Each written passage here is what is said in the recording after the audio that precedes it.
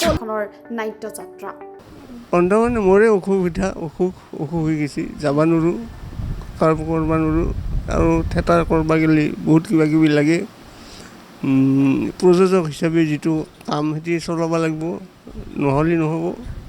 সেনেহেন সেই হিচাপে এৰি দিলোঁ লগতে সেই সময়ত অভিনয় কৰা শিল্পী কলা কৌশলীসকলৰ নাম কৈ ভ্ৰাম্যমাণ থিয়েটাৰৰ জনক অচ্যুত লহকৰৰ সৈতে থকা সুসম্পৰ্কৰ কথাও ব্যক্ত কৰে তেওঁ প্ৰথম বছৰ আছিল পৰেশ গোস্বামী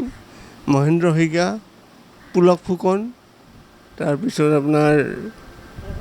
ৰেৱ বৰা এইবিলাক আছিল খুব ভাল আছিল অতি ভাল তেওঁ থিয়েটাৰখন মোকে চলাব দিছিল মই যেতিয়া থিয়েটাৰ খুলিম বুলি ক'লোঁ তেতিয়া তেওঁ ক'লে মোৰ থিয়েটাৰখনে চলাওক এনেকৈ কৈছিল কিন্তু মই আৰু কৈছোঁ বোলো আপোনাৰ থিয়েটাৰ কিয় চলাম মই নিজাকৈ কৰি চলাম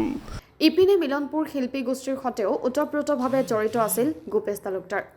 এই শিল্পী গোষ্ঠীত কেইবাবছৰো তবলা বজাইছিল তেওঁ মই ট্ৰেংগু আৰু তবলা এই দুটা বস্তু বেছিকৈ বজাইছিলোঁ ফাংচন গাই ফুৰিছিলোঁ মিলনপুৰ শিল্পী গোষ্ঠী নামৰ এটা আমাৰ এই আছিল অনুষ্ঠান আছিল সেই অনুষ্ঠানটোৰ থ্ৰুদি আমি এইবিলাক কৰিছিলোঁ তাৰে হেড আছিল গান গাওঁ সুজন তামুলী এতিয়া আছে কি নাই নাজানো